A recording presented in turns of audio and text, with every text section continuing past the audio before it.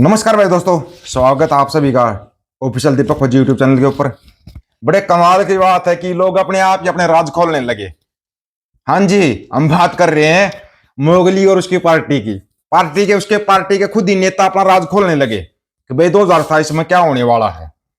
ये राज कैसे खुला? ये राज खुला, पता कैसे खुला? क्योंकि जो डोंटू साहब है ना, उन्होंने इतना प्रेशर दे दिया। जो जगत सेठ थे वो गिड़गिड़ा रहे हैं कि मेरे को अब की बार छोड़ दो, आगे से ऐसी गलती नहीं करूंगा मैं।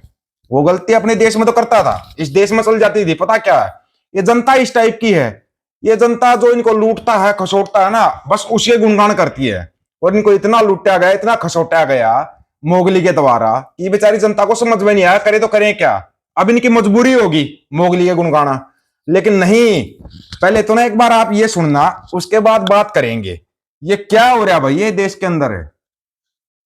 ये तो भाई गलत हो रहा है बहुत ज्यादा। मैं अपनी आत्मा से बताता हूँ, 29 में मोदी जी चाइना और रशिया की तर्ज पे उस कानून में राष्ट्रपति बने। मोदी जी राष्ट्रपति वो एक कार्यक्रम में वो बोले थे कि मैं तो 29 का प्रधानमंत्री का इलेक्शन लड़ूंगा। आप समझेंगे 29 में प्रधानमंत्री के लिए इलेक्शन नहीं होगा। अरे बोल रहा हूँ ना, 29 में सारी दुनिया मोदी जी के साथ खड़ी होगी और मोदी जी राष्ट्रपति चुन के आएंगे। कहाँ के? हिंदुस्तान के।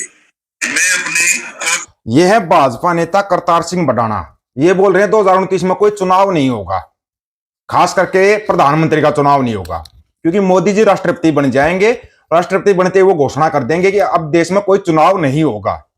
अभी भी आप लोगों की आंखें नहीं खुली होंगी, हमारे को पता आंखें इतनी जल्दी नहीं खुलती भाई।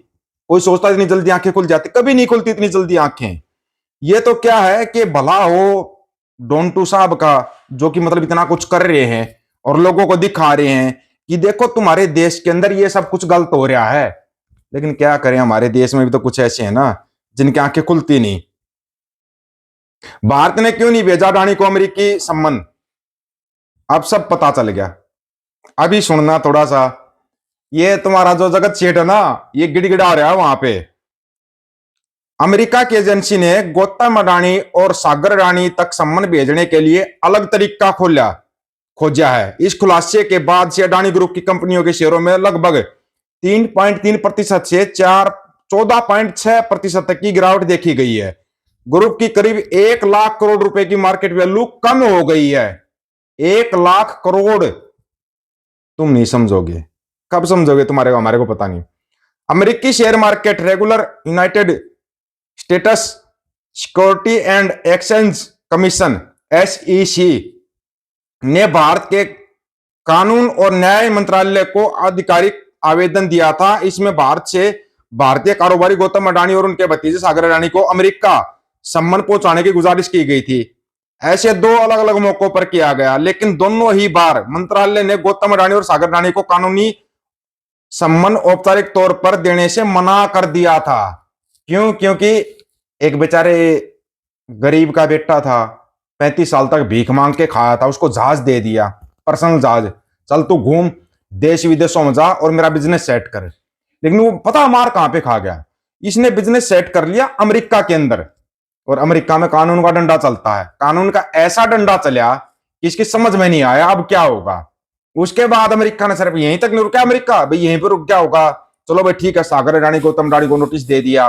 नोटिस यहाँ पर अपने जो मोगली थे, मोगली को पता था भाई अगर जगत सेठ को नोटिस मिल गया तो तू भी गया काम से। लेकिन इसको यह नहीं पता था कि अमेरिका कार्रवाई 3-4 तरीके से करता है, और उन्होंने ऐसी कार्रवाई की कि अब इसकी समझ में नहीं आ रहा कि करे तो करे क्या। अब जगत सेठ तो गया फंस। अब जगत सेठ लगेगा 5 केजी अनाज वालों की लाइन में, गारंटी के साथ। मार्च तक इसका काम हो जाएगा, मार्च तक इसका काम बांध देगा अमेरिका। उसके बाद बचा कौन? बचे अपना मोगली। मोगली को इनविटेशन दे दिया, बोला चल आजा, अपना एक गाजा पीस सबमिट बनाएंगे, उसमें शामिल हो जा तू। हां करे तो फंस गया, ना करे तो फंस गया। हां करेगा तो भाई जो मुसलमानों के देश हैं वो खिलाफ हो जाएंगे, अगर ना करेगा तो सबसे बड़ी बात है अमेरिका खिलाफ हो जाएगा, रशिया खिलाफ हो जाएगा। वैसे सोसाइटी के अंदर एक बात लिखी हुई है भाई, वो बार बार मेरे को याद आ जाती है। जब आए चढ़ के चाइना रशिया तब आवे खालसा राज। यह लिखा हुआ है नहीं लिखा हुआ? आप लोग कमेंट करके जरूर बताना मेरे को। शायद ऐसा कुछ लिखा हुआ सो साखी के अंदर। जो पुराने बुजुर्ग है ना उनको पक्का पता होगा कि ऐसा सो साखी के अंदर कुछ लिखा हुआ है। हमने तो कभी पढ़ा था भाई, एक बार मतलब 2-3 साल हो गए तब देखा था हमने कि सो साखी के अंदर ऐसा कुछ लिखा हुआ था, चाइना रशिया चढ़ावे तब आवे खालसा राज। अब चाइना क्या बोल रहा है? चाइना बोल रहा है भाई हम खालसा राज को मान्यता देते हैं, लेह लद्दाख हमारा है। लेह लद्दाख पहले खालसा राज का होता था, खालसा राज ने हमारे से छीन लिया था। याद आए जनरल जोरावर सिंह जी, जो आज भी लद्दाख के अंदर उनकी कब्र के ऊपर, कब्र बनाई हुई उनकी, उसके ऊपर लिखा हुआ है शेर सोया हुआ है। कोई मुर्दा वगैरह डेड वगैरह नहीं लिखा है, सिर्फ ये लिखा हुआ है शेर सोया हुआ है। मतलब वो शेर जगने वाला है भाई, वो शेर जगेगा। और तुम्हारा क्या होगा? वो क्या बोलते रहे, वो एक डायलॉग था तुम्हारा, तेरा क्या होगा रे कालिया, तेरा क्या होगा रे मोगली। मोगली तू चारों तरफ से फंस गया, कोई तो 2 तरफ से फंसता है, तू चारों तरफ से फंस गया। तूने 2 नावों की सवारी की, चाइना के साथ भी अमेरिका के साथ भी। तेरे को पता नहीं था बीच में तुम्हारा एक और बड़े बड़ा अंकल जी बैठा हुआ है रशिया, उसने अमेरिका को समर्थन कर दिया। जैसे उसने अमेरिका को समर्थन किया, अब मोगली की समझ में नहीं आया जाऊं नहीं जाऊं। रशिया सबसे पुराना दोस्त है हमारा, सुनते थे, हम भी सुनते थे, बचपन से सुनते आए थे। लेकिन वही रशिया अब अमेरिका के साथ खड़ा हो गया। अमेरिका बोल रहा है हमारे को चाहिए खालसा राज। अब तुम कहां जाओगे? तुम्हारा कहीं पे कोई ठिकाना है क्या? याद है डोंटू साहब ने पिछले से पिछले साल बोला था, अगर मेरा बस चले तो अमेरिका की हर गली के अंदर एक गुरुद्वारा साहिब बनवा दूं ताकि अमेरिका में कोई भूखा ना सोए। याद आया? भूल गए? यह है गुरुद्वारा साहिब की ताकत, यह है बाबा नानक की ताकत कि भाई कोई भूखा नहीं सोएगा।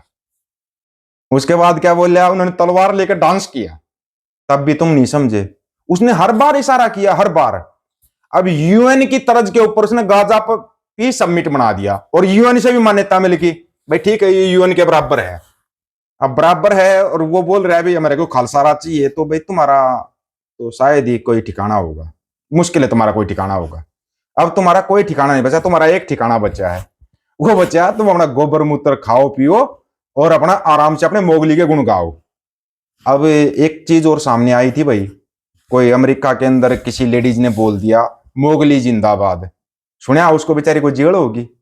ये तो गलत होया भाई, बेचारी ने मोगली जिंदाबाद ही तो बोल था। वही मोगली जो तुम्हारा यहाँ पे बैठा हुआ है, वो जंगल जंगल बात चलिए पता चला है, चड्डी पहन के मोगली खिला है।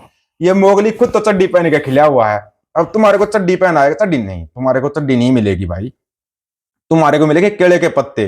वो तुमने, मैंने हर बार बताया था भाई तुम अपने केले के पेड़ उगा लो, लेकिन तुमने मेरी बात को माना ही नहीं। अब तुम केले के पेड़ उगाने के लायक बच्चे नहीं हो, तो अब झिंगालाला उड़ है ना, वो आदि मानव युग में करना। तुम केले के पत्ते तुम्हारे पास होंगे नहीं क्योंकि तुमने केले के पेड़ नहीं उगाए भाई। उगा लेते तो ठीक होता, लेकिन तुम बात को मानते नहीं हो ना। कोई बात नहीं, बड़ी जल्दी मान जाओगे। 12 अरब डॉलर का नुकसान हो गया तुम्हारे जगत सेठ का। 12 अरब डॉलर, रुपए कितने बनते हैं तुम फड़ा लो एक बार। वैसे 92 का हो चुका है $1, 92 का क्रॉस हो चुका है वो। आप लोगों की क्या राय, अपनी राय रखना भी का इंतजार रहेगा। सभी साथियों को राम राम, नमस्कार, आदाब, सत श्री अकाल। वीडियो को ज्यादा से ज्यादा शेयर, चैनल को सब्सक्राइब, बेल आइकन को जरूर बना दोस्तों। ऑफिशियल दीपक फौजी यूट्यूब चैनल बात हक और सच की करेंगे, हक सच की बात हम करेंगे। वीडियो को शेयर करने की जिम्मेवारी आप लोगों की है। गज के आखो वाहिगुरु जी का खालसा, वाहिगुरु जी की फतेह।